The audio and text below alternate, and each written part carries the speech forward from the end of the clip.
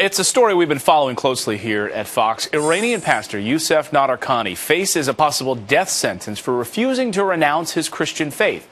Now there's reports that Iran's Secret Service is feeding the pastor propaganda in jail. To get to the bottom of this, let's turn to Middle East journalist and Iranian expert Lisa Daftari. She joins us now with the very latest. Lisa, great to see you as always. Good to see you, Clayton.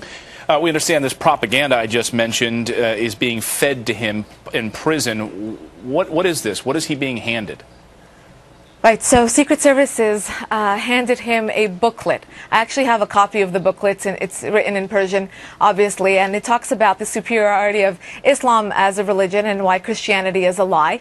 And they basically, my sources have actually confirmed, they handed this to him, hoping that it would either A, convert him back to Islam, which, as we know, his family was of the Muslim faith, and he actually converted many years ago, or to B, further incriminate him and have evidence that he's a blasphemer against Islam. So is it wrong? I mean, I know that he came onto the radar of the Iranian government back in 2006 when he applied for that church, to open the church there, but it seems, though, that he's been on the radar as a result of the switch from Islam to Christianity. Is that the main crux of their argument against him?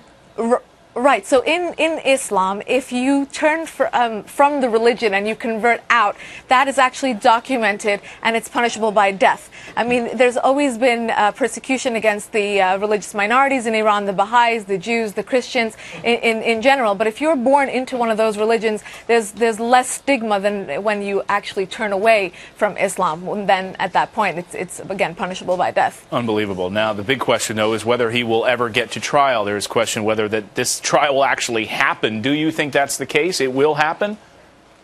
Well, here's the case. We're waiting for the lower court to make a decision on his case. So he's being held in a provincial prison. So a letter was sent by the jurists to the supreme leader asking him to make the call on this case because the jurists are kind of stuck in a bind at this point. On the one hand, they don't want to release him because then they're actually disrespecting the tenets of Sharia law.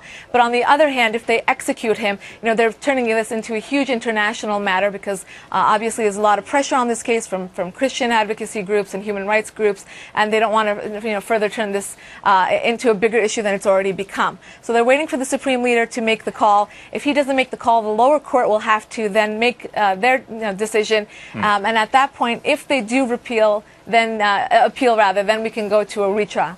Unbelievable. Well, thank you for staying on top of this for us. Lisa Daftari, great to see you this morning, as always, live from Los Angeles. Thanks for getting up early for us.